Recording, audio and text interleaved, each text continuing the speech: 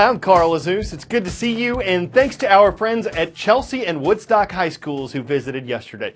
First up, between Vietnam and the Philippines in the South China Sea, there's a group of small islands called the Paracel Islands. There are about 130 of them, and Taiwan announced yesterday it noticed something on one of these islands that alarmed several countries in the region: surface-to-air missiles. China controls the Paracel Islands. It says it's had military equipment in the area for years.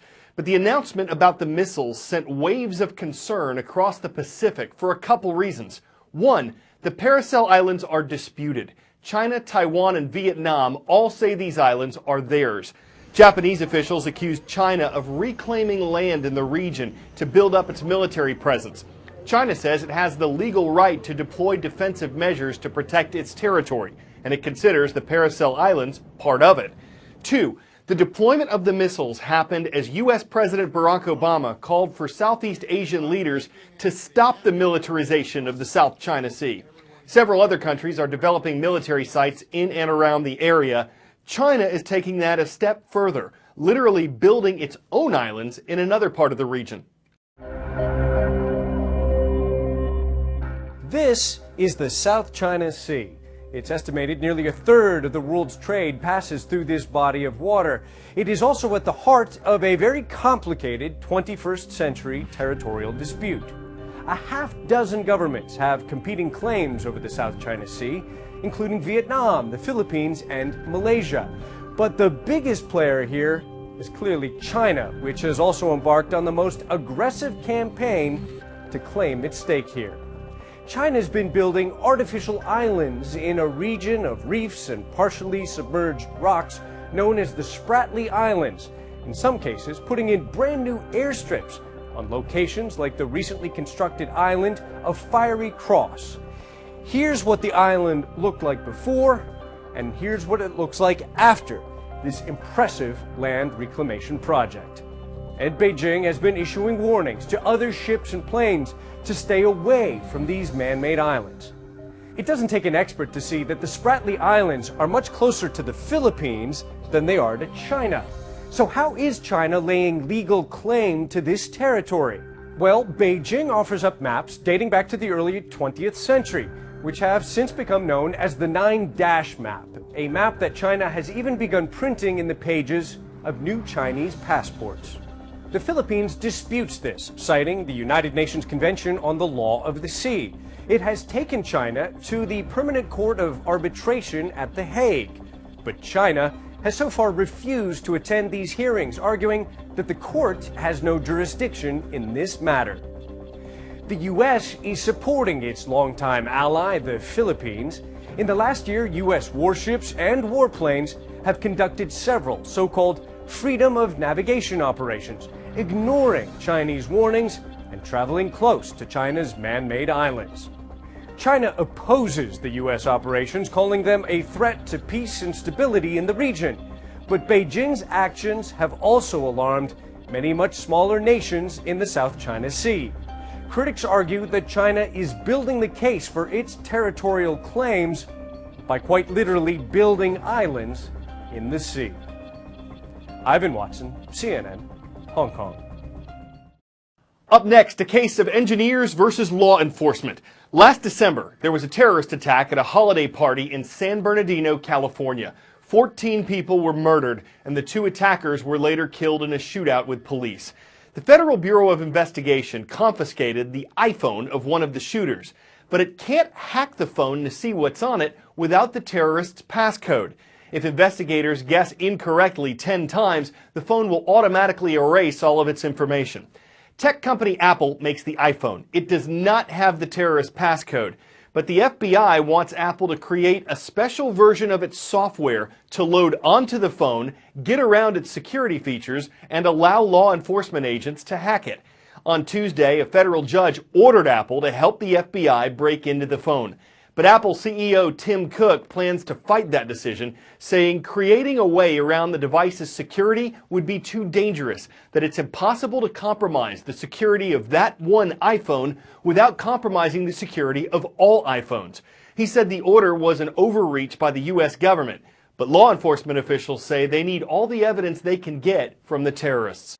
I think the terrorist threats and criminal threats threaten their customers much more, being quite frank with you. And this is the crux of the issue. We need to get this issue resolved. The profit motive under the guise of protecting the interests of their customers over the interests of government to protect the lives of those customers.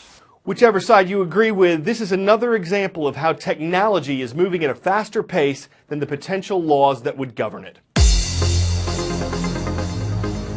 Checking in now with who's watching and not spamming our roll call request page at cnnstudentnews.com. Starting in the capital of India, we got a request from the American Embassy School, Hello New Delhi.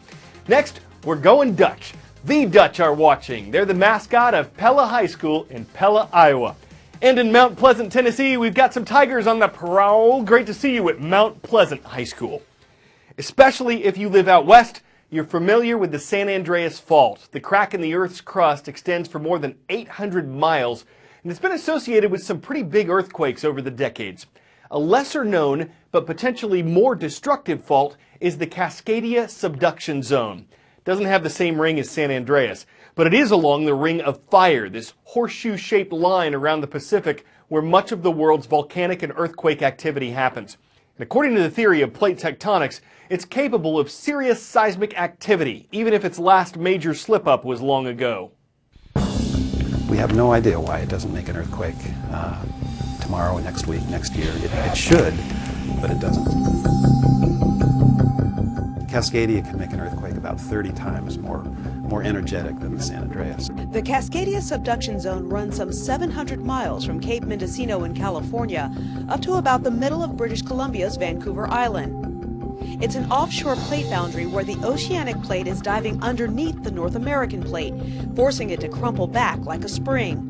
Eventually, that energy will release and the North American plate will thrust forward and down. The outer margin of the plate will form a hole in the ocean that will become the leading trough of a tsunami. If we have a 9 and and it ruptures the whole subduction zone, then you're going to have probably 3 to 5 minutes of shaking. I've been in a 9 in Japan. 3 minutes is an eternity. How long before that water that is pushed out comes back? The 9 is typically going to make a wave of roughly 15 to 20 meters. That'll come ashore beginning in about 15 minutes.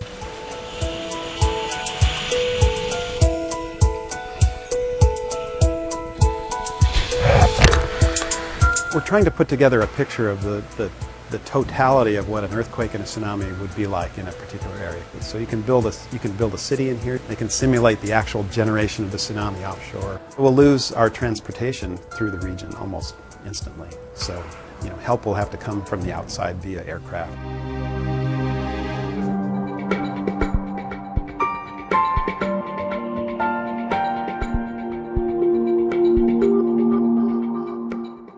In this region, it down-dropped things. Hilltops, valley bottoms, everything got dropped down by, say, 5 feet. The first thing that the spruce swamp saw was the tsunami, marked by the sand. And that salty water makes it difficult or impossible for these trees to exist. These are plants that are not adapted for that kind of life. Do you believe the Cascadia Subduction Zone will release energy like it did in 1700 again? It's a process that's been going on for a long, long time. So just because you and I are here doesn't mean it's going to stop.